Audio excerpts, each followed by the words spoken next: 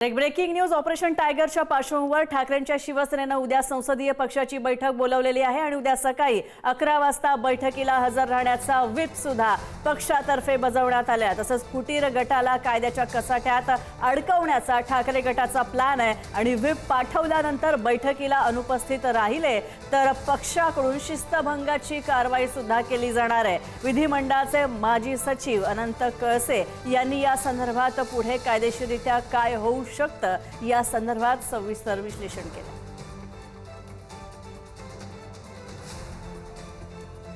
उद्धव ठाकरे यांच्या शिवसेनेच्या खासदारमध्ये फूट पडली आणि त्यांनी एकनाथ शिंदे किंवा एक वेगळा गट स्थापन केला.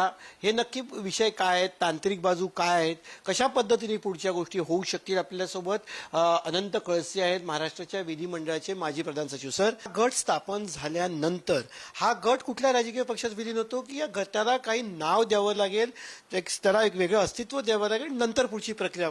अगदी सोप्या स्पष्टात उत्तर. गट म्हणजे कसं, हा गट नाही, हा पक्षच होईल.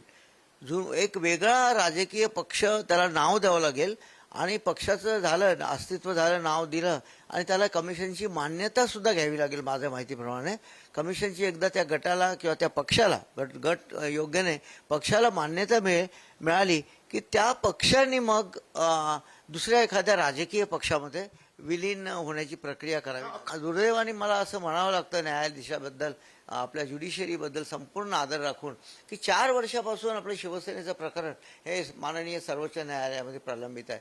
अजूनही त्या संदर्भात योग्य तो निकाल आलेला नाही. फूट पडलेली आणि 1 फूट पेंडिंग असताना सरांनी अगदी योग्य पॉइंट आउट केलं, त्याच आधारावर दुसरी फूट पडलेली आहे.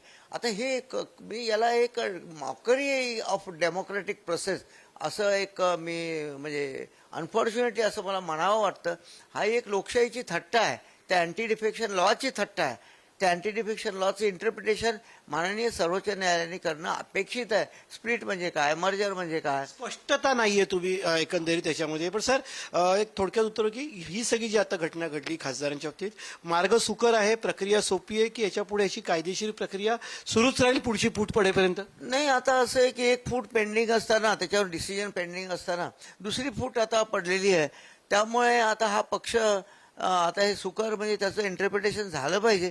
पण आता हे स्क्रिप्ट लिहिली गेली आहे आणि त्या स्क्रिप्टप्रमाणे आता परत काही करायची गरज नाही. ती फूट पडेल, त्याला मान्यता मिळेल आणि हे प्रकरण परत सर्वोच्च न्यायालय. धन्यवाद. कॅमेरा पर्सन स्नेहल चव्हाणसह पंकज दळवी, पुढारी न्यूज, मुंबई.